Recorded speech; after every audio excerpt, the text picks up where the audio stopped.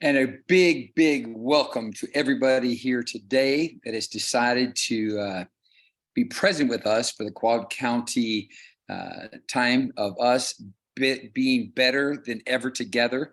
And as we bounce back in 2022. No Kid Hungry has flown in from all parts of the 4 counties, 13 of the very best, to talk to us about what it is to be better than ever as we bounce back.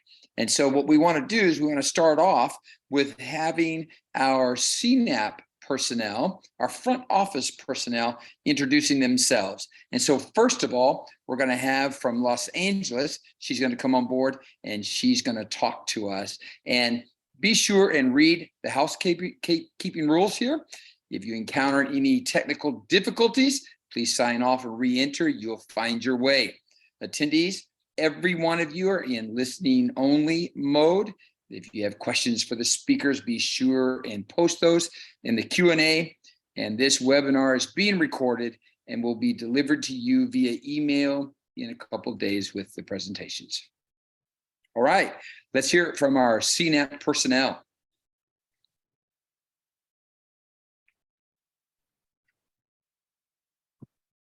Gina, are you there? I am here. Good afternoon, everybody. My name is Gina Osborne, and I'm a supervising public health nutritionist here at the Orange County Healthcare Agency. And I am the CNAP coordinator for Orange County, or the Community Nutrition Action Partnership. And so for us, we just finalized our new 2-year work plan for 2022 through 2024, which focuses on increasing participation in food programs, coordinating and promoting our efforts, and decreasing food waste. And we actually do have a subcommittee that addresses food waste in more depth. Our next meeting will be on January 10th from 9 to 11 a.m. And if you are interested in more information or would like to join us, please send me an email and I'll make sure you get that information. And now I will pass it over to Kelly in Los Angeles. Thank you, Gina. My name is Kelly Warner. I'm a program manager of the LA County Department of Public Health, Nutrition and Physical Activity Program. And I am our CNAP coordinator, which we call Nutrition Access LA. So our next quarterly coalition meeting will be held in early 2023 after the holidays. So if you're interested in getting details for that meeting, registration, you can send me an email at kwarner@ph.lacounty.gov. They're on the screen to join our listserv, where we share out announcements and the registration for our upcoming meeting. We are also working on our 2-year plan for our action plan and are sending out an end of year member survey as we get gearing up for the next year. So please feel free to send me an email with any questions or if you'd like to join the listserv. And I will pass it to our next CNAP coordinator, Andrea. Hello, everyone. I'm Andrea Morey, and I'm with Riverside County Public Health Department. I'm the CNAP coordinator as well as on our CalFresh Healthy Living team. We'll be working on some summer meals planning in early next year. We don't have dates yet for our next CNAP meeting. We're looking at calendars to figure out what works for most of our partners. We're currently working on drafting our new CalFresh Healthy Living work plan. And something I didn't get on the slide was that our UHL's public health is working on a Blue Zones project. And we may or may not be reaching out to some of our Riverside County partners to give us some feedback about food systems, schools and education, and other topic areas, depending on what community you're in. So if you see Blue Zones, that's probably me sending those emails. But thank you guys so much, and I will forward it to Robin from San Bernardino. Thank you, Andrea. Hi, my name is Robin Ronkes. I am the County Nutrition Action Partnership Coordinator of San Bernardino County.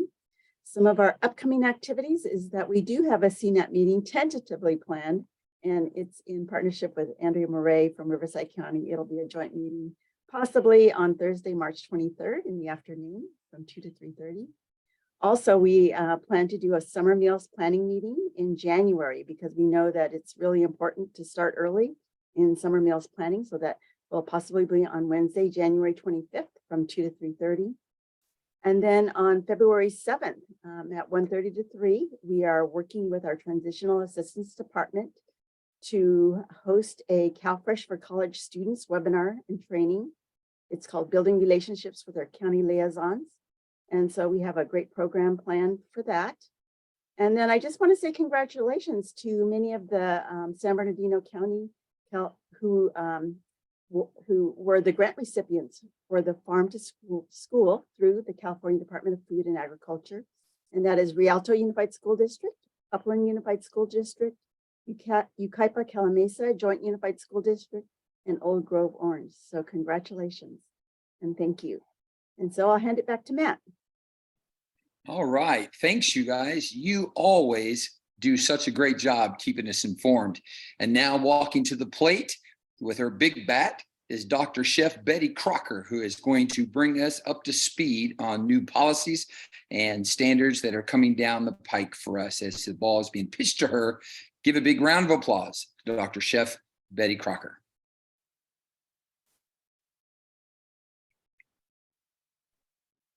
Thank you, Mr. Matt Upton. Appreciate that nice pitch over to Redlands, California is where I'm coming at you live. I have some pretty nice policy updates I hope you find relevant. Next slide, please, Tommy. The very first thing that I like to talk about is how school nutrition is structured on the policy front. And so looking at the right, we have a bunch of icons. Go to the very bottom. That is our Federal School Nutrition Association. We are organized at the federal level. And then we are also organized at the state level. Right above that is the California School Nutrition Association. And then regionally, we are organized as the Southern California School Nutrition Association, or you might know us as Chapter 1. And the very top logo is actually the Southern California link and logo. So I just wanted to keep all of us up to date on what's going on. Mark your calendars. We have some what I call the BIGs coming up in March. The very first bullet on the national scene for School Nutrition Association, we have a conference I would very much like to ask for your advocacy through attendance. It's called the Legislative Action Conference, or affectionately known as LAC. When I first got into this business, I just kept hearing LAC this, LAC that. So I hope to dispel that there are two LACs. Yes, that's right. We go to Washington, D.C. to advocate on the federal level. So that we call that LAC DC. That's on March 5th through 7th. And Robin Hernandez, you can drop those links at any time. I have a bunch of links coming your way so that you can sign up or grab more information on everything that we talk about today. On the state level, the California School Nutrition Association, we have the LAC Sacramento, and that's scheduled at the tail end of March 26th through 28th in Sacramento. And we would like to ask for your advocacy through attendance. And all of the links for this are posted on the chat right now. Thank you, Rock and Robin. On the regional level, one of my favorites, everything happens local first before it happens anywhere else. So on the Southern California School Nutrition Association, I sure do hope you can join us on December 9th. We're going to meet at Knott's Berry Farm Hotel. And I just find this to be the most excellent resource with local information and networking. We've raised a lot of money this year to provide scholarships for attendance for both of the LACs. So I hope to see you at that meeting on December 9th. Next slide, please, Tommy. So now let's get into the weeds a little bit here, okay? Let me just start at the federal level. The School Nutrition Association has issued their position paper for 22-23. I just provided 4 simple bullets, and again, the link for the full position paper is on the chat. What we're advocating for is USDA waivers to address the supply chain shortages that we continue to experience. We're asking for an increase in federal reimbursement. We're also advocating for federal universal meals. We're so fortunate in the state of California to have universal meals by our state policymakers. And that's just been a continuum advocacy that we have provided as school nutrition directors, vendors, and the leadership that we have at the state level has just been fantastic and well received all of our messages. And then the other thing that we're asking for on the federal level is what we're calling achievable nutrition standards. The USDA is beginning to issue some stricter regulations on all things. And what we're asking for is a student-centric approach to all things so that we're presenting a balance of nutrition and also paying attention to who our customer is, right? We're here to serve the kiddos, USDA and federal policymakers as well. So here's the one to watch. And this is the biggest thing that I can present to you today. It's called the Child Nutrition Reauthorization. You also may hear it as CNR. That is supposed to happen every 5 years, yet the last one that we got through was in 2010, right? So that is 12 years ago. We are hoping this year that it'll be well received through a lot of advocacy that has come forward. We're calling it the Healthy Meals, Healthy Kids Act. And all of that information is on the links in the chat. Next slide, please, Tommy. So now let's dive down into our good old state of California. I have some really good news for all of us. So the KIT funding was provided. It was about $150 million that was earmarked, distributed in a non-competitive fashion all throughout the state of California. The most beautiful thing about KIT funding is they put it in your general fund. So you have general fund flexibility, meaning that that's tighter funds through Fund 13, where we have very restrictive things that we can purchase. We have more general opportunities for infrastructure improvement. The state has really gotten behind this big to inspire scratch cooking, to inspire us for infrastructure improvement and training for our teams. Now, the biggest thing here is that you can go back to July 9th of 2021 to allocate your spending for this kit. So yes, you can do it in arrears. And if they have split your funding and partial training and infrastructure, you can take all of your training and put it in the infrastructure. They've given us that flexibility. And then the biggest update on this one is that the state has been very generous, much as we had expected. They're going to allow us through June 30th of 2025 to provide these expenditures. When you're building anything, it obviously takes some time. So I was very happy to see this. Next slide, please. Now we have our next round of KIT, and this is called KIT 2022, brand new. 60 million in funding, much more substantial than the first one. Again, this is presented in a non-competitive fashion. Here is the biggest thing, is you must register. And again, the links, Robin Hernandez, Rockin' Robin, put them in our chat. You must register by November 30th for these. Please take care of your district and get this done. There's an email with any questions. This is where they're directing all the KIT questions. These must be expended, same timeline as the first one, June 30th, 2025. And this was done through the AB 185, and this is just to continue the funding for the kitchen infrastructure and training to support universal meals. Next slide, please.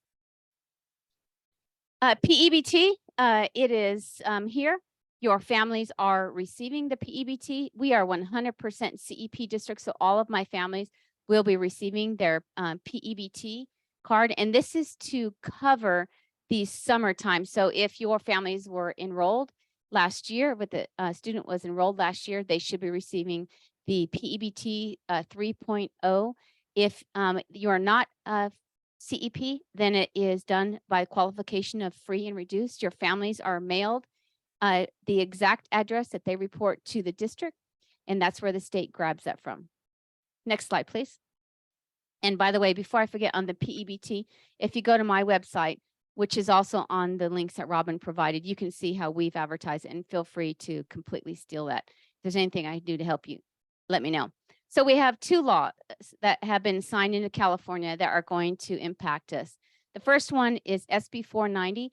Our state leadership, we opposed this, yet it was still provided into law.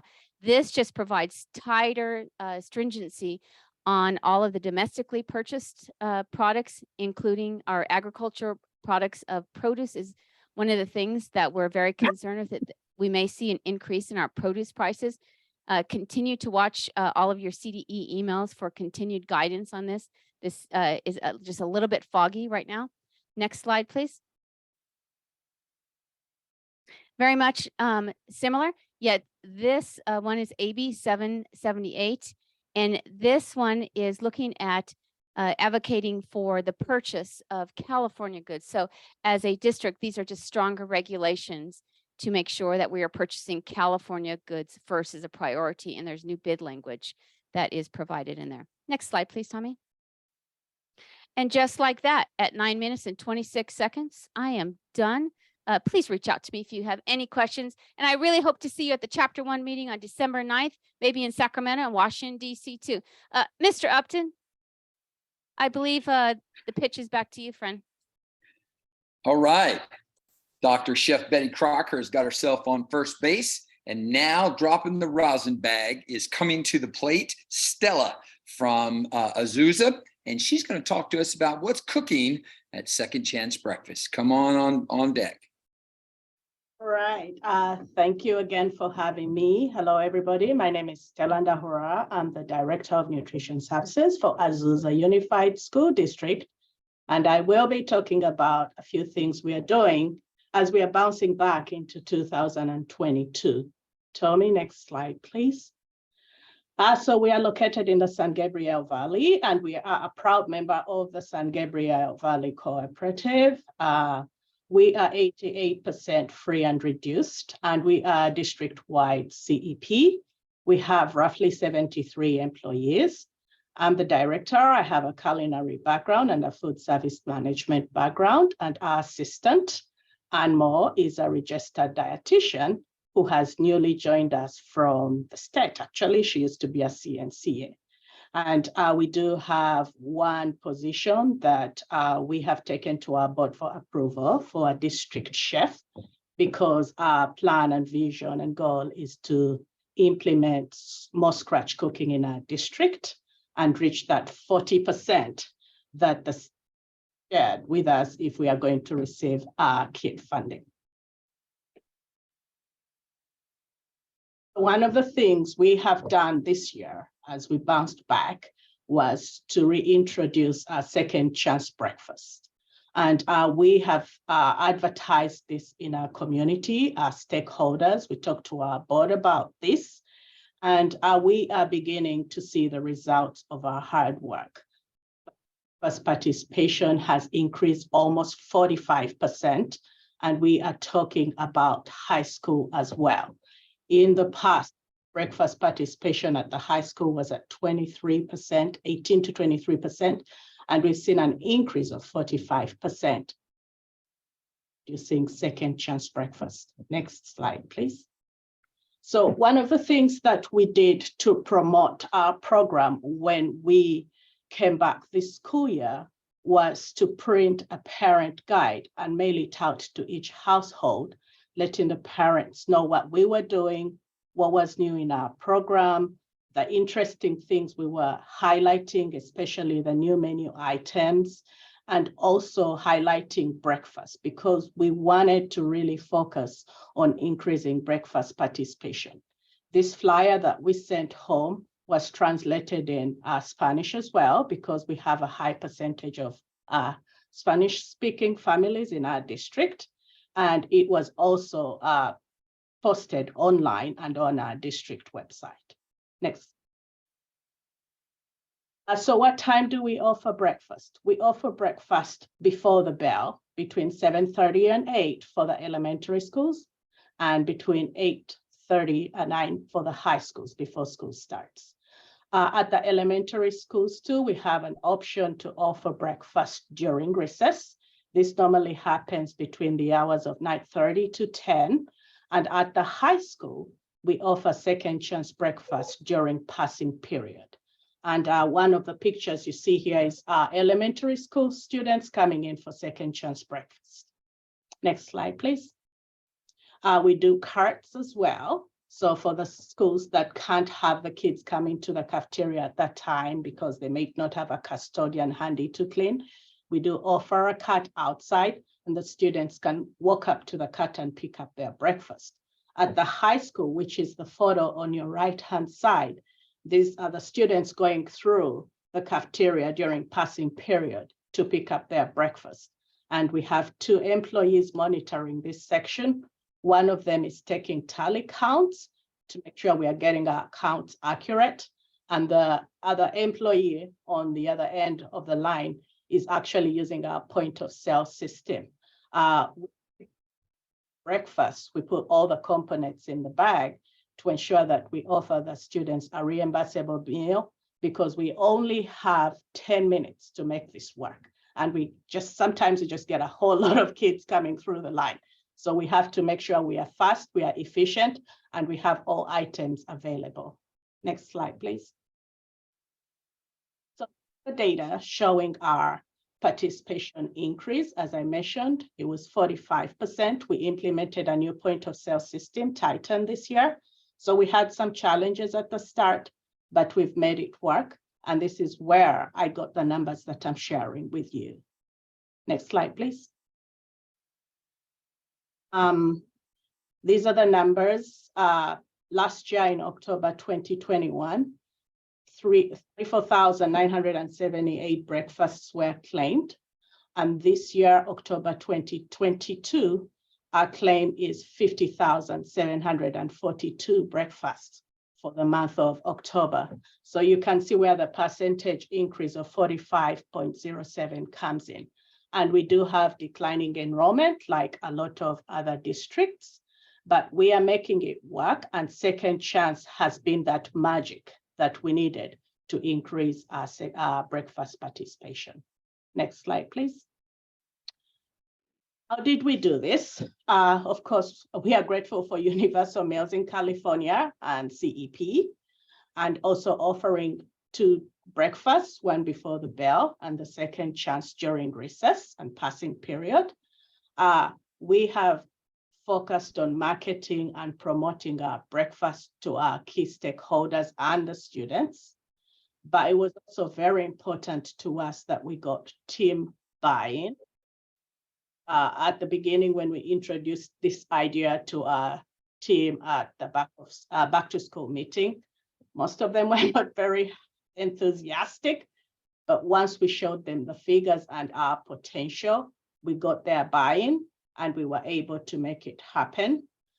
We highlight our successes at our board meetings, our district newsletters. We shine our own light and we talk about what we do. We partner with organizations like No Kid Hungry. When we have challenges, we do reach out to them.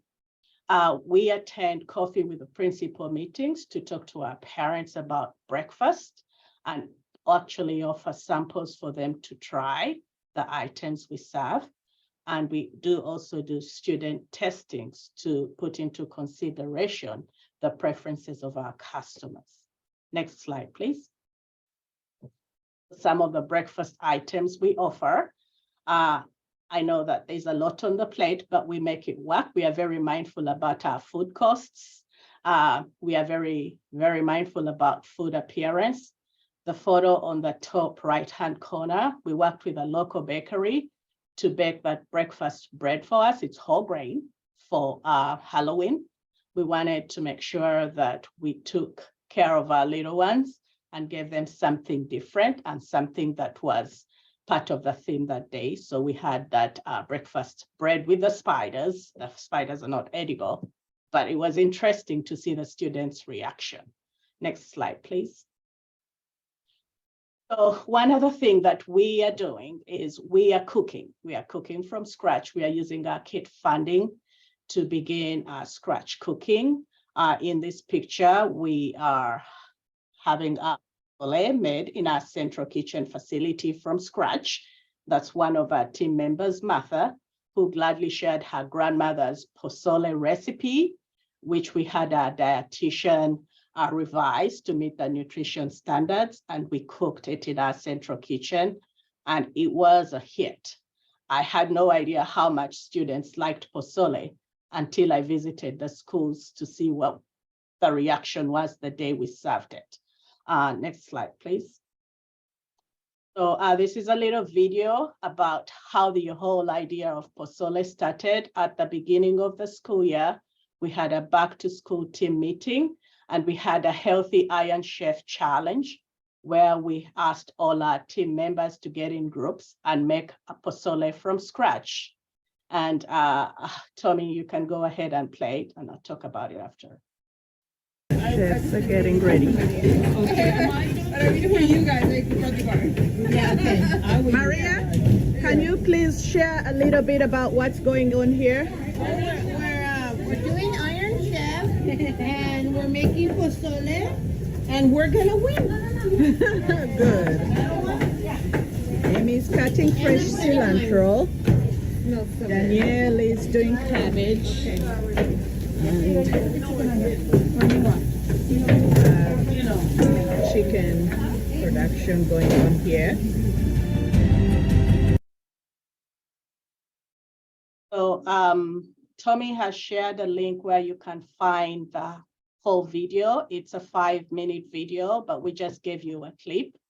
And this was the whole idea that inspired us to actually start considering the recipes that our team members share.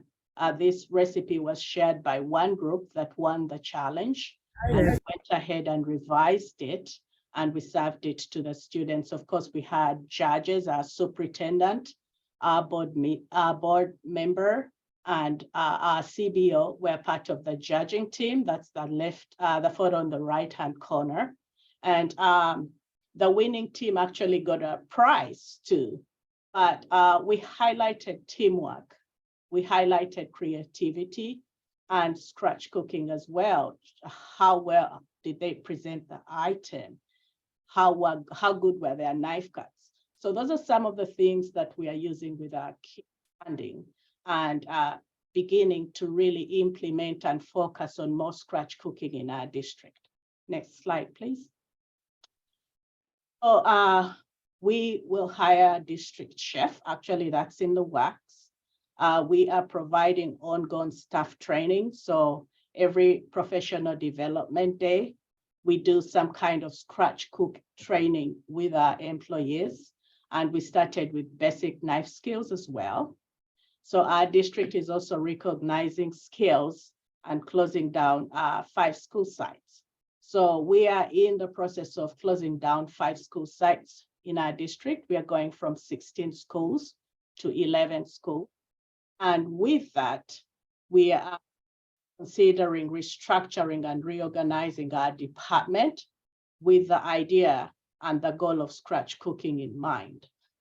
We have bargaining unit, CSCA buy-in in everything that we do.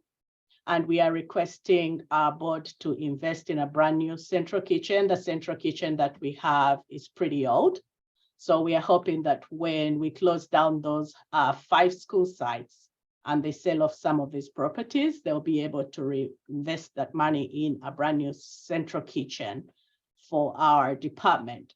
But if they don't know what we are doing, if we don't talk about the great things that are happening in our department, it will be very hard for us to convince our board members to invest in a brand new central kitchen. So that's why we keep them informed, we highlight what we do, and we make sure that anything great we do with the students, we talk about it at board meetings. We're also using our kit funds to purchase equipment like stovetops, flat top griddles, kettles, and steamers, just like all of you are doing. I get a lot of ideas from other school directors, so I'm thankful that we have a community and industry members that are willing to share. Next slide, please. We do 2 testings. That's students at the high schools doing a testing. Next slide, please. And these are some photos of us making that pozole. I mean, as a director, I learned so much from my team members. They're very creative. So that day we were making pozole, and I made the effort to go into the central kitchen and work closely with my team so that I learned from them. And that day I learned how to make a sauce that you add to the pozole from the California chilies. Next slide, please. We are doing paninis as well. We have a panini station at our high schools. We do vegetable paninis and we do chicken paninis. We use our USDA chicken. We doctor it up and everything meets the nutrition standards of USDA. but this is what our panini station looks like. And every time we offer paninis on the menu, we sell out. Next slide, please. Again, what do? We talk about what we do in board meetings.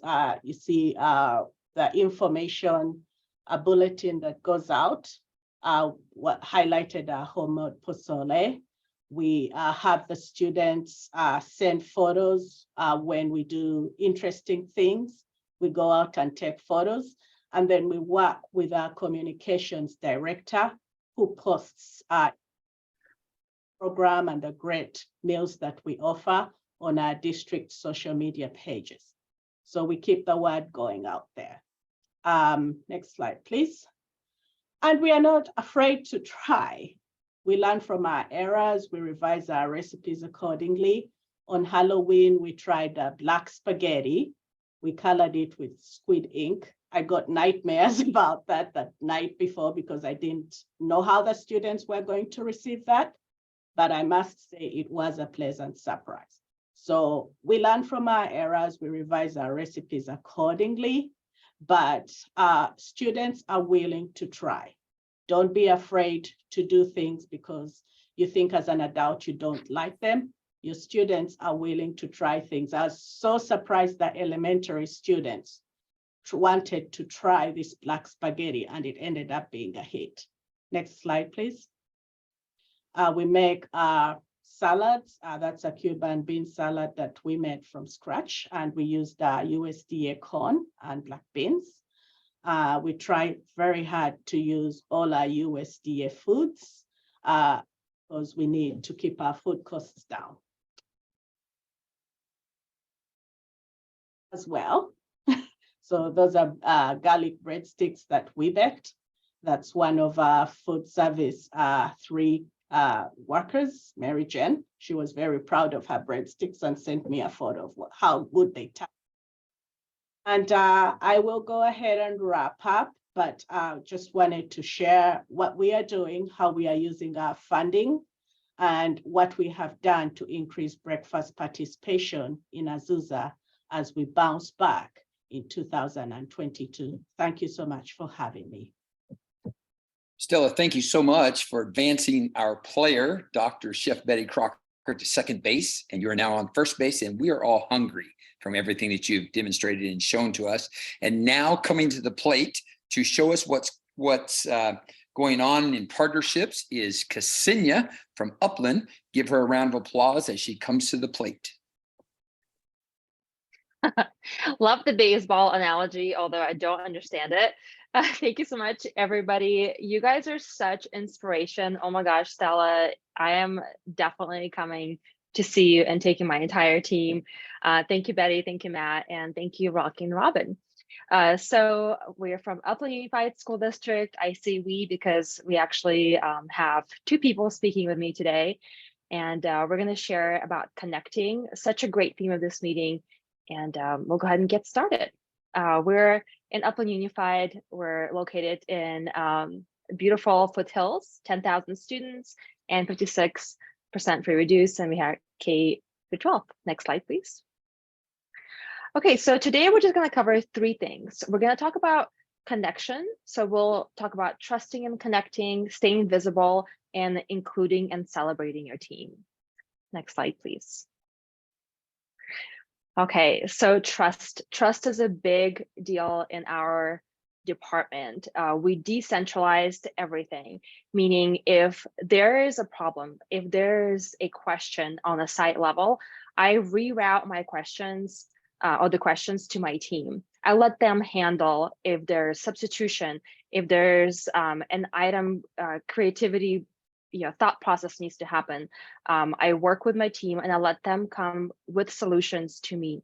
So let your leaders lead, reroute the request to a team, let them solve the problems and present united front with them.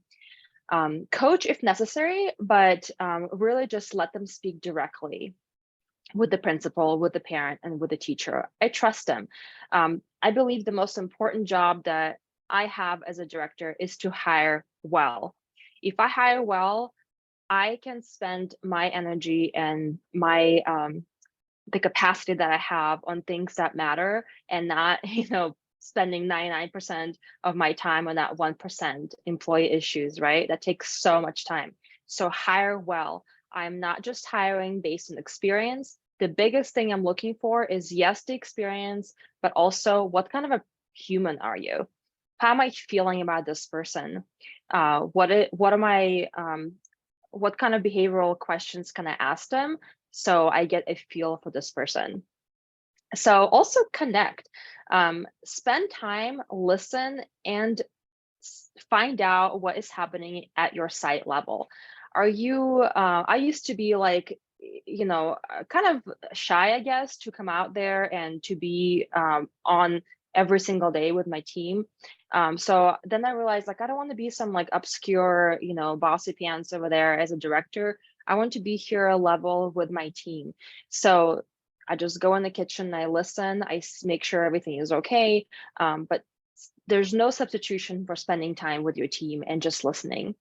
Also, anytime you pop in the kitchen, say hi to your principal. I've made it a practice to just connect with my principals at least 2 times a year. And when I do, I not only give them like, hey, this is what's happening in our cafeteria and our operations, but also like, hey, do you know what an amazing person you have working in your kitchen? Connect with her. She's awesome. Or he, include them in your meetings.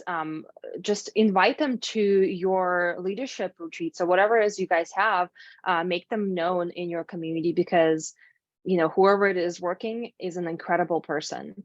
So yes, and also ask your connection superstars if they can inspire others as well. Okay, next slide, please. Okay, now I would like to invite Ms. Becky to the stage. Becky is our incredible lead at Sycamore Elementary School, and she's going to share how it made a huge difference when Becky's principal started to include her in team meetings and even helping out with lunch. Becky, you're on. Thank you, Ksenia.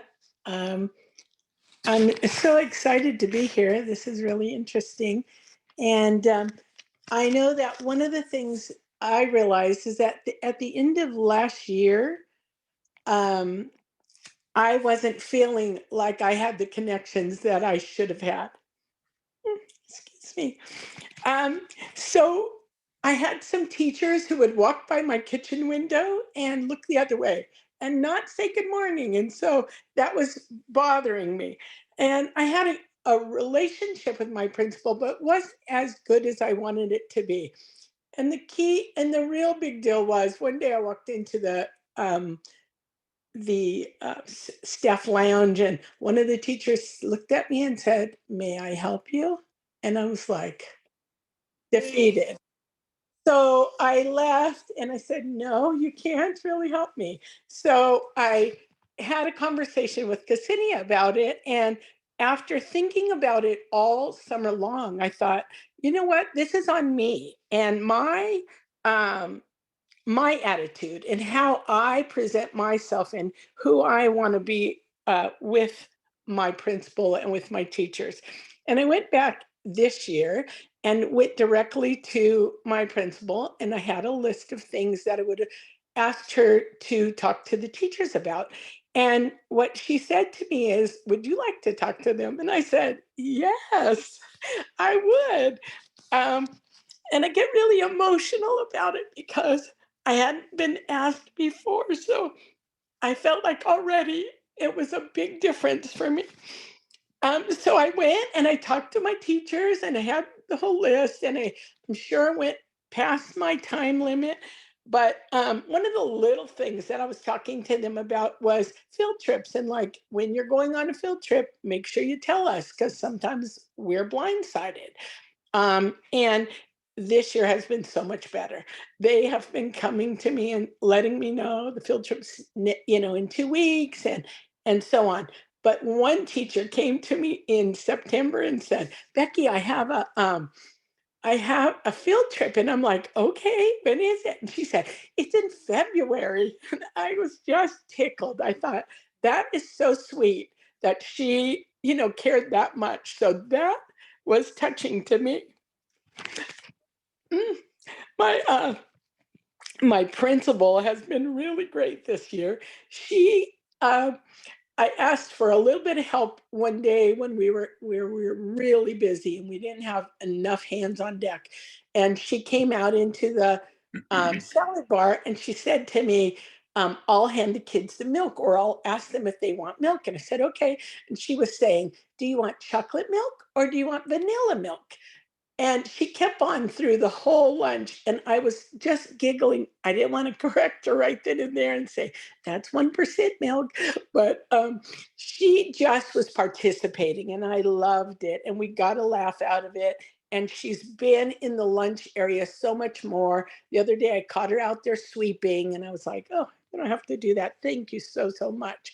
You know, it's not that you need those people every single day. I don't need people like, you know, to be on me every single day, but I like to know I'm included.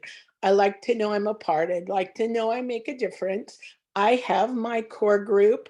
I have a great TOSA who I can go to at any minute, and she will help me with anything.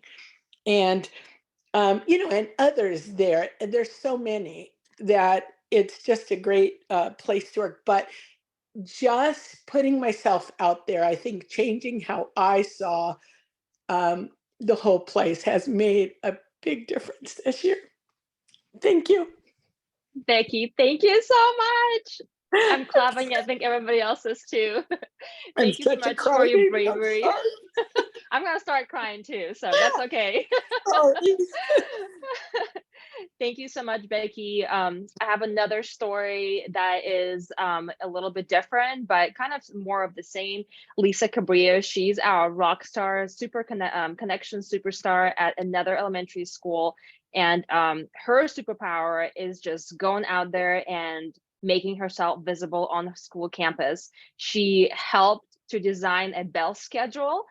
She actually wrote it and gave it to her principal, because you know what? Our team is the expert on how the lunch flows. She gave it to the principal saw it and like, well, this is perfect. I'm going to go with this. Just with minor tweaks, they're able to work together. And anytime there's any issues, she goes in, meets everybody on campus, and let's hear her story.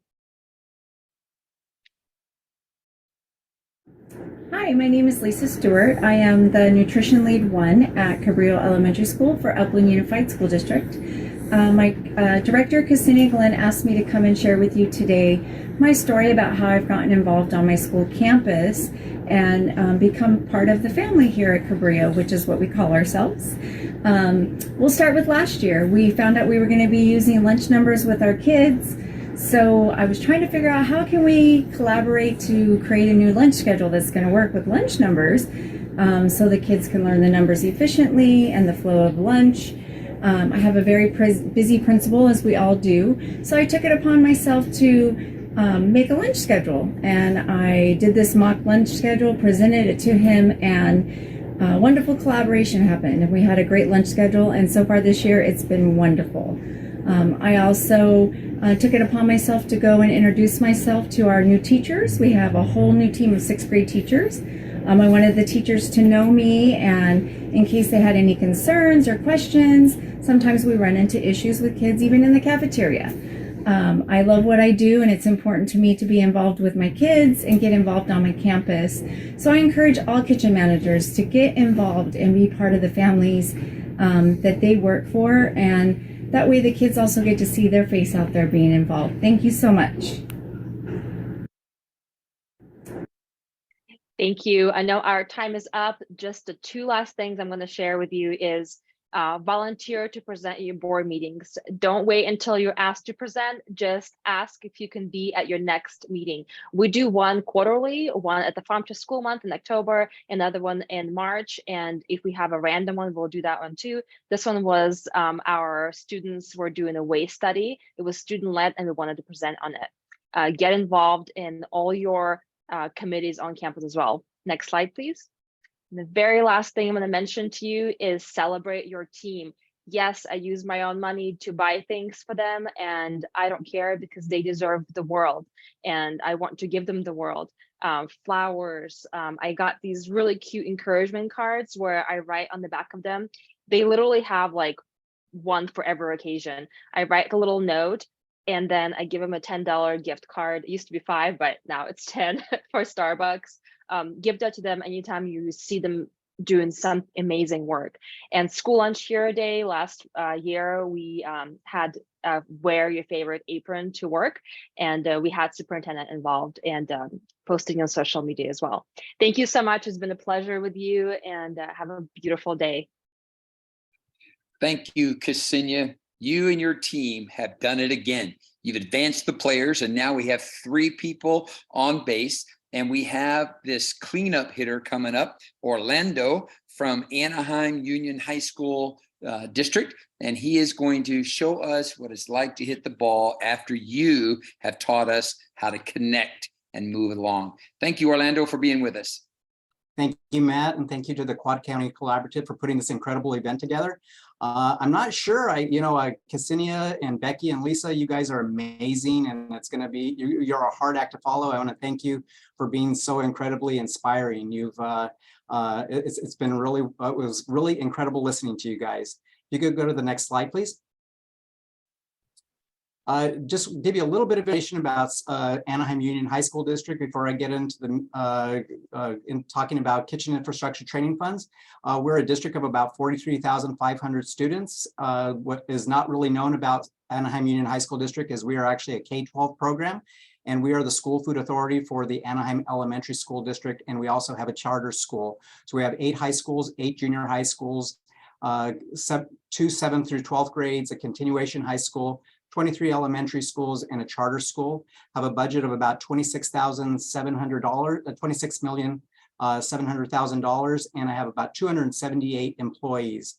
We serve about 9,000 breakfasts a day and 25,000 lunches, as well as 5,000 after-school snacks. All of my sites are on CEP, and we have about 65% free and reduced. In talking about kitchen infrastructure training funds, like all of you, planning for spending our funds kicked into high gear as soon as we received our allocation. And it was really essential that I used all of the available resources as we planned how we were going to spend our allocation. As is my nature, I first reached out to a team of food service directors to ensure that we all understood the requirements of the funds and how they were going to spend their allocations. After that, it was up to me and my incredible team, my staff, to begin the process of identifying the past expenditures that we could apply to our allocation. And then once we completed that process, we started to identify what we needed going forward. Like many of you, much of our equipment is well over 20 years old. Since we package over 15,000 meals a day in our central kitchen, that was sort of the low-hanging fruit for us. So we replaced 2 outdated packaging machines. And then we identified that we needed to replace 2 forklifts and a couple of pallet jacks. After that, my team came together, and we started to include our site managers. And we focused primarily on our secondary schools because of our elementary schools basically have warming centers. So they don't have a lot of equipment in them. And most of the equipment is not as outdated as the secondary schools. So we did a site survey of each school, and our managers basically used that as a wish list to say, this is what we wanted. My equipment technician, Steve, had already done a needs assessment through his regular maintenance schedules, his regular preventative maintenance schedule. So Steve had already identified all of the sites that needed equipment, and the equipment that was needed was primarily ovens, refrigerators, stoves, and we have now also started to identify the walk-in refrigerators and walk-in freezers. Walk-in refrigerators and walk-in freezers are a little bit more complicated since those things are going to have to go through DSA, but nonetheless, we've identified those items that need to be replaced within the time frame of the kitchen infrastructure training funds. And in looking at that, we decided what we really needed to do is we needed to go out to bid. So we have been working with our purchasing department, and in identifying all the equipment that we're going to need over the course of Kitchen Infrastructure Training Funds 1 and the next allocation that's coming up, we know that we have a little bit of time to get this together. What we found was that the preferred items that we wanted were often not available. For example, our ovens, we prefer Blodgett, but Blodgett has informed us already that they are not going to be able to provide us with the ovens because of the supply chain issues that they're having. So in developing our bid, we found that we needed to go outside of some of our comfort level and start to identify other items that we wanted, the other brands that we were comfortable with, Montague, Charleston, whatever it is we were looking for in our ovens and our refrigerators, and anything else that we might need, ice machines. So we developed a list through our needs assessment. We looked at our current maintenance schedules. We looked at our preventative maintenance to see which items needed to be replaced. And then we looked at all the allowable costs for everything that we wanted to replace. And then we collaborated with our facilities and maintenance department to make sure that we had the power that we needed in order to install the new equipment once we got it. And that's where we are in the process. We're in the, as I stated, we are going to go out to bid. And I've told a number of directors who might be in smaller districts that our bid is going to be piggybackable. So it may not be the brands you necessarily want, but if you want to piggyback, if you want to look at our bid once it does go out, and once it's awarded and there's something that you want to purchase off of it, we are including a piggyback clause because we think it's important that we be able to share that with other school districts who may not be able to go out to bid on their own, or who may not get the pricing that would be advantageous to them. So we found that to be really important. And then lastly, with the kitchen infrastructure training funds, it has been really important to us to find the experts out in the field who can help us train our staff. So I've already had over 175 of my employees go through training with food safety systems. We've had a number of our employees who have already gone through Serve Safe training, and we are going to be partnering with some experts in January who are going to come in and talk to us about recipes and cooking from scratch. So I think that there are a lot of valuable resources out there, and I encourage everyone to go out, talk to other directors, talk to our industry partners, and you'll be surprised at the resources that are out there. For me, it's always been important to reach out to my fellow directors. We actually call ourselves Team Essential, and I couldn't do it without them, and I couldn't do it without my staff here in my department. So feel free to reach out to me if you have any questions, and I'm happy to help if I can. And I'm going to turn it over to our next speaker and to you, Matt. Thank you, guys. Orlando, thank you. And as the fans are cheering because Orlando has hit a grand slam, we have emptied all the bases, and now we are having Andrea come on, and she's going to give us a physical activity break and really get us fired up for the next batter coming up in just a moment. Thank you, Matt. I hope you guys are ready to do a little moving. This isn't too intimidating, but I'm going to read you guys a story, and you're going to have to listen real carefully because I'm not putting the words up. Listen up, and we'll follow along with the activities that you hear me say. Some of you guys went to a school nutrition conference last month. I wish you guys could raise your hands. I can't see any reactions here, but I'm pretty sure a lot of you guys were there. I'm going to talk about our activities that we had at that conference, and you're going to listen carefully because when I say up, you're going to wave your hands up in the air like you just don't care. When I say down, you're going to wave your hands way down, nice and low to the ground. Let your shoulders loose. And when I say around, you're going to wiggle those arms all out to the side, right and left, shake them all around. All right, so we got up, down, and all around, kind of like a roller coaster, all right? Ready for the story? Called Rise and Shine.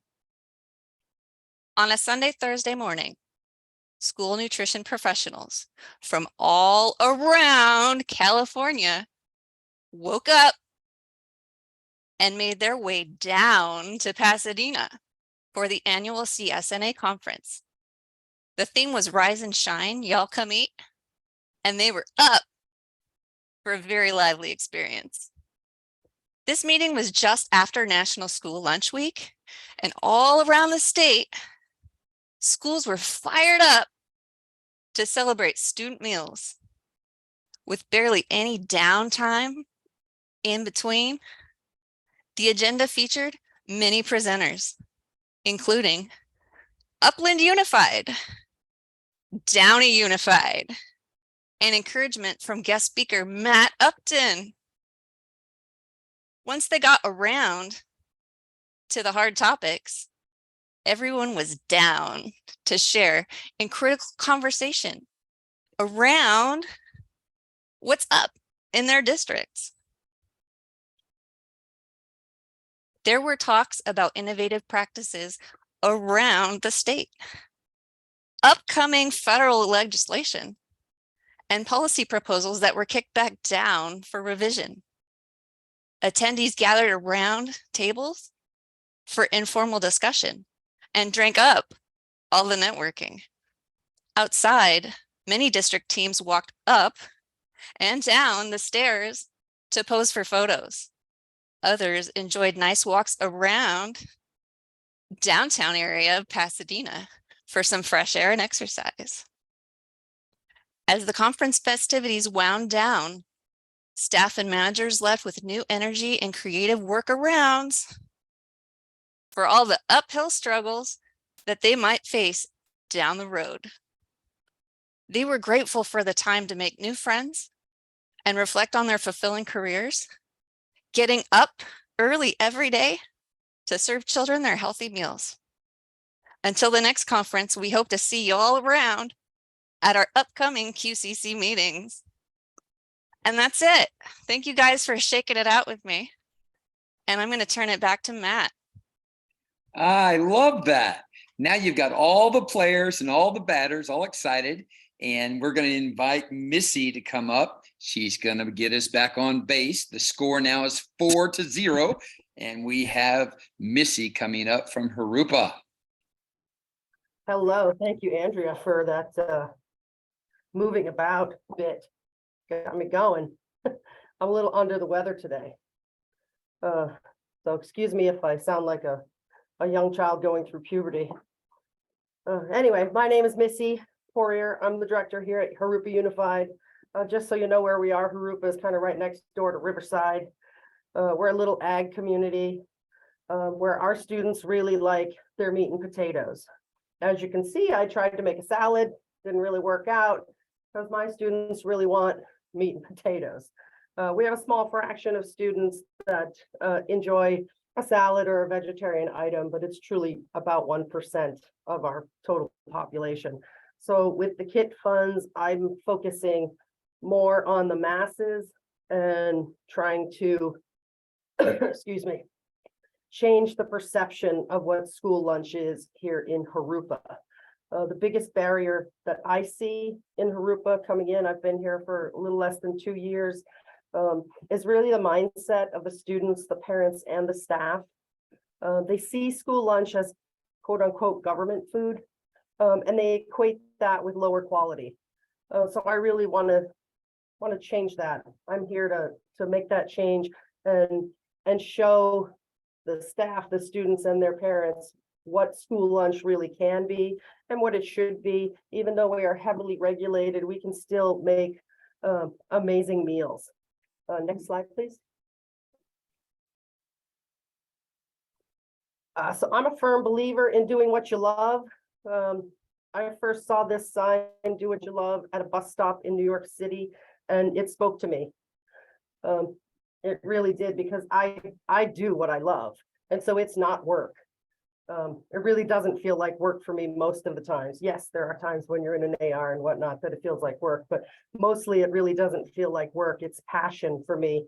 But I know we all work. And I saw this sign in Pasadena, this We Work sign, because we work. We all work, from our cafeteria assistant ones all the way to the top, to me. We all work our butts off to feed our kids. And if you don't love what you're doing, it's going to be really hard to get up every day and get here to do what you need to do. So, really, looking at Walt Disney, let's quit talking about it and let's start doing it. Let's get things done. So I'm here to get things done. And, KIT funds are a great way for us to really start that ball rolling. So next slide, please. In Harupa, I have 2 goals for this year, baby steps. So my whole perspective is to take little tiny chunks and chew them up and swallow them down and then move on to the next little tiny chunk.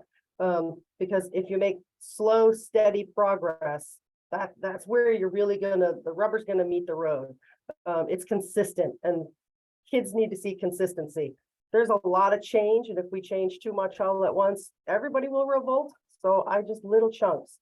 So my focus this year is to increase participation and customer service both. And using kit funds, I've purchased barbecue grills and barbecue stations for my 3 high schools. The reasoning is kind of twofold. The barbecue stations will provide an additional point of service for that school. So one of my largest high schools has 2,400 students, and they all have lunch at the same time. I currently have about 14 points of service, and it's still not enough. We still don't serve even 50% of that population.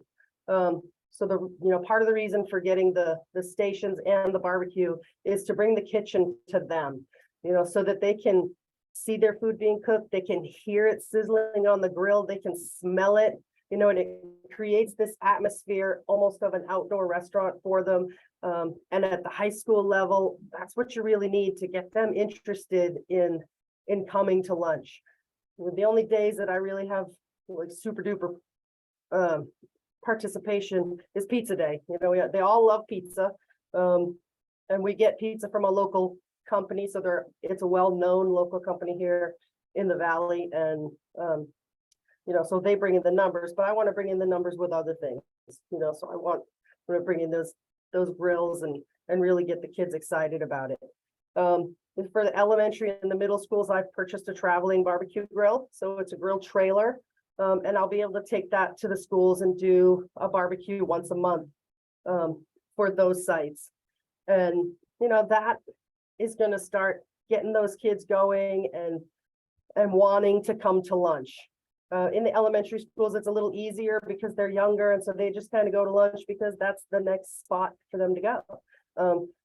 Middle schools and high schools are a little more difficult. I've done some test barbecues in several sites, and it really turned out amazing. The kids, even though it's the same hamburger that we serve in the cafeteria, the fact that we cooked it on the barbecue, multiple high school students were like, "This is the best lunch ever. This hamburger is awesome. We should serve these hamburgers all the time." And I laugh because I'm like, "Dude, we serve them all the time."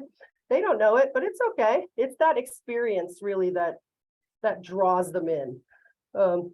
So that's really how I'm spending part of my kit funding. I'm also purchasing, obviously I need a vehicle to travel around with that mobile barbecue. So I'm purchasing a vehicle as well. Next slide, please.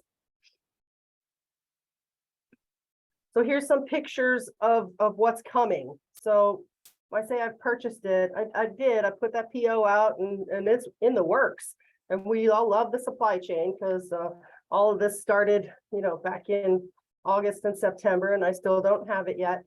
So knock on wood, I hope it comes soon. So that's an example in the top left corner, if you're looking at the screen, of what the grill station looks like. So it's a Serve Smart station from Vensite, and they build them off-site, crane them into your facility, and they attach them to the ground. They don't require public works, so it's nice, easy. There's no electricity. I didn't opt. You could get electricity, but I didn't opt for that because we'll just ice it down. We're only going to use it for the hour of lunch. So I really don't need it to be extravagant. I just need it to cover everything in case of inclement weather. You'll see the 72-inch barbecue there in the middle. I've also purchased flat tops attachments that go on the one half of those, so that eventually down the road we can do fresh breakfast. We can do pancakes on the griddle. We can, do all kinds of things and use those grills in multiple ways. But right now, like I said, baby steps, small chunks. My initial use for this is really to get hamburgers on the grill and chicken on the grill and have the kids see it, smell it, all that. The other barbecue is there. That's the trailer grill. And it'll go around to sites. And the beauty of that is I can use it for off school times as well. I can use that during the summer. I can drive that around to parks and to libraries and, you know, anywhere that I need to feed kids, I can feed them fresh food right off the barbecue. You'll see in the other corner here on the right, you'll see some marketing. So, you know, that's one of the keys. One of the keys to make this really work is to plan. You have to plan perfectly so that you can execute flawlessly. And without marketing, your planning, you know, isn't going to really do you a whole lot. You've got to market your program. You've got to market all these little things that you're going to do at your site. So your kids know, your parents know, the community knows, they see it. They're going to love it. In the left corner over here, you see barbecue chicken. We currently do barbecue chicken all the time. We do in the oven right now. I can't wait for the day that we can put it on the grill and show those grill marks, and the kids are just going to love it. And, you know, eventually we're going to get to some, you know, some beautiful burgers being cooked on the grill, and you know, the kids are going to see that, and they're going to see the flames, and they're going to hear that, and they're going to smell the smoke, and they are absolutely going to love it. And I'm excited for that day. I really am. And, you know, hopefully supply chain eases up here and gives me an opportunity to get this done quickly. But I'm also looking to partner with either a cattle rancher or a butcher locally, so that I could procure some fresh beef that's locally sourced. And, you know, that's my long-term goal, is to get there. I meet with the district advisory councils, a group of parents and teachers that talk to administration about, you know, what they want to see. And so I've kind of reached out to them and said, if anybody knows anybody that is a cattle rancher or a butcher that would be willing to partner with the school district, you know, reach out to me, because I am a trained chef. And that is my passion. I'm not a doctor, chef Betty, but I'm just a chef. I play a doctor on TV. Anyway, I'm a chef, and I really want to show this district what we can do, even though we are regulated, what we can do with the food and what we can do for kids and feeding kids. Next slide, please. Because these are the faces I want to see in all my students. I want to see these kids, you know, grabbing that burger and digging in and loving it. And, you know, we all love a salad right on top of our burger, don't we? I sure do. Anyway, thank you all for listening to my vision for the future here in Harupa. And I hope that we can make that dream a reality, and all of us together, I know that we can move the needle. Thank you. Missy, thank you so much for bringing all of this to us as you have gotten on base. And now Andrea is coming, and she's carrying her big bat as she's getting ready to swing and show us what new No Kid Hungry has as an update for us. Thank you, Matt. And hi, everyone. My name is Andrea, and I am the program manager for Riverside County and San Gabriel Valley for the No Kid Hungry campaign. Next slide. With the passage of AB 130, California has become the first state in the country to implement free universal meals for all students. However, we know that it can be a big challenge to get the word out to students, families, and school staff. So we have created this toolkit, and within this toolkit, you will find strategies and sample language to effectively communicate with all stakeholders. You will also find downloadable graphics, posters, and social media posts to customize and use for your school district that targets families, students, teachers, and much more. This toolkit will be available to you all in the upcoming days. So if you're interested, please stay tuned. Next slide. The No Kid Hungry average eligibility map will show you if your summer meal site or daycare home is located in an area eligible location based on the USDA Food and Nutrition Service averaging policy. And this is also available to you all. We're going to put the link in the chat.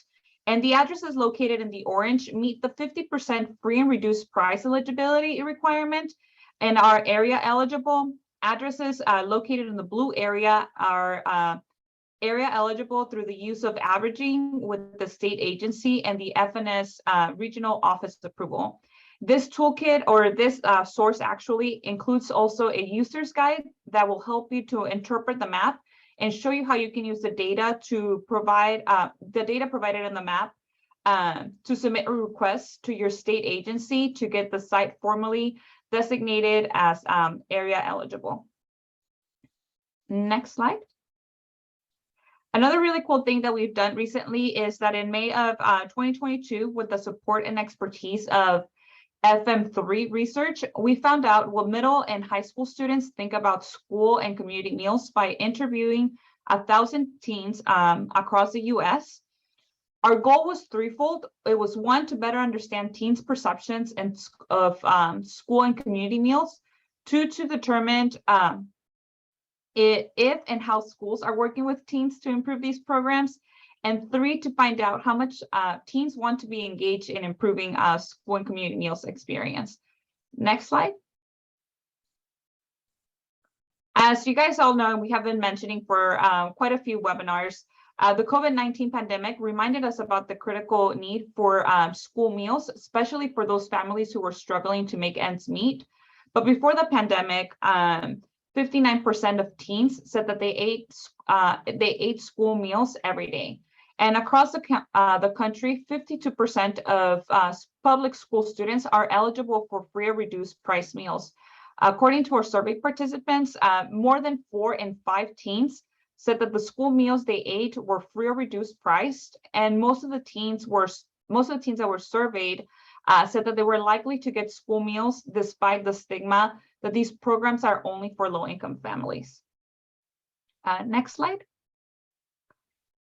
Also, some of the really cool findings is that in addition to opportunities for socialization, teens ranked convenience and affordability as other primary factors that would make them more interested in getting school meals. 83% of the teens said that they would be more likely to eat school meals if they were available throughout the school day to help them decrease hunger. Teens also like the fact that they don't have to worry about packing lunch at home, or that the families can save money by not making them any breakfast or lunch for the next day. Next slide. And this is really good news. Despite some unfavorable opinions, overall positive impressions about school meals have grown since 2021. So kudos to you all. Next slide. Our teen survey participants also received a list of factors that might be that might make them more likely to want to get school meals, both during the day and also when school is not in session, including weekends and instructional breaks. And some of those findings are knowing that the meals contain food that they enjoy eating, like the meals that they look like the meals that they eat at home, having access to free meals, and being able to view the detailed information about the meal options on the website was ranked the highest. Next slide. And as always, just a friendly reminder to you all that we're here to be a resource to you. And that could be with grants, technical assistance, meal participation, marketing, advocacy, much and a lot more actually. And if we're not super experts on the subject, then we always try to find the solution to better assist you guys. So thank you. And I'll pass it to you, Robin Ronkes. Okay, thank you, Andrea. And then we're doing questions and answers, but many of the questions for today have been answered in the chat box. If any of you have other questions, please go ahead and type them in real quick right now. But the only question that is outstanding is from Betty Crocker to Missy. Can we come and visit your mobile barbecue? Absolutely, Betty. Anytime. As soon as it gets here, I'll let you know. Okay, awesome. Well, there was a lot of cheering and standing ovations in the stands here, and I would recommend that many of our speakers go back and look at all the comments that were giving them a lot of kudos and a lot of applause. So with that, since we don't have any other questions, let's see, let me just check one more time before I go. Nope, I guess no other questions. I have the privilege of introducing our next speaker. He is our dynamic and inspirational all-star by the name of Matt Upton, who probably needs no introduction. He wears the number 1 on his uniform. He's been a featured speaker since day 1 of all of our 9 Quad County Collaborative webinars. Matt Upton is an executive coach, consultant, professional development expert, and confidence builder with Speaking of Success. He also has a Facebook page called Let's Conquer Your Challenges that captures the gifts that are embedded in conflict and challenge. So I'll hand it over to Matt, who will present on Fuse Together to Serve Better. So thank you, Matt. Thank you, Robin, and thank you for coming up here and clearing the bases. The score is now 7-0 with everybody getting home. And listen, all of us face storms. We face fire. We face hardships. We face challenges all the time. Those challenges really are bred from our own personal desires and wants and needs. And those storms, those conflicts come into our lives. Those challenges come into our lives to fuse us together. I want to give us a couple of things as we move towards introducing our soon voted in world-class, world of fame, Michael Burns, in just a few moments. There are 4 things that I'd like us to just write down and put in our memory banks. The first one is this: we must find the courage to face challenges. Everybody that came up to bat today had fastballs, curveballs, sliders thrown at them throughout their career, and every one of them with their big bats came up in the batter's box and stayed there and faced the challenge of somebody throwing adversity at them, throwing complications, throwing supply chain issues and board issues and all sorts of things. And yet they swung the bat, got on base, and brought players home because they had the courage. They found the courage to face the challenges that are in front of us. And every one of us must do that. Number 2, we've got to unify around our big why rather than, now stay with me, unify around our big whys rather than our feelings and emotions. Somehow we have slid into an era where we're, in my opinion, overly concerned with feelings and emotions, and we have let the big why dissipate. When the big why dissipates, we get exhausted. It's easy to miss coming up to bat. It's easy to say, Coach, let somebody else come in. Yet when we are totally focused, when we are totally committed to the big why of bringing our best serve to students as SNPs, as school nutrition professionals, we show up every day because we found the courage and we unify around the big why rather than our feelings and emotions. And number three, so many of us pointed it out today as we came to the plate, and that is we must simplify every place we can to bring our best serve. The better we do at simplifying the process, the more people will buy in. We were told about going, and every time we show up at a site, we also go visit the principal. When we get eyeballs with the principal and we get eyeballs with teachers, all of a sudden something dramatic happens. They go from being on the opposite team, not knowing what we're doing, to becoming people that cheer for our team of school nutrition. And number four, we must establish through this practicing of a twofold escalation or elevation. And that is, first of all, we've got to really begin to almost ignore the shortcomings and accentuate the positive and elevate the positive everywhere we go. Every time we step into one of our school-based cafes, school-based restaurants, we've got to begin to start finding things that are positive, that are moving towards perfection rather than waiting for perfection. We must praise process, and that's really accentuating the positive. And then target our big why on a regular basis. That's the big deal as we fuse together, first of all, with finding the courage to stay in the batter's box, and then uniting around our big why rather than our feelings and emotions, and then simplify the service, simplify every place that we can. And fourth, establish through the practice of elevation, elevate everywhere we can by accentuating the positive and targeting the big why. And now I want to invite to the plate the soon to be voted in to the Hall of Fame of school nutrition professionals, our wonderful, great leader of Michael Burns.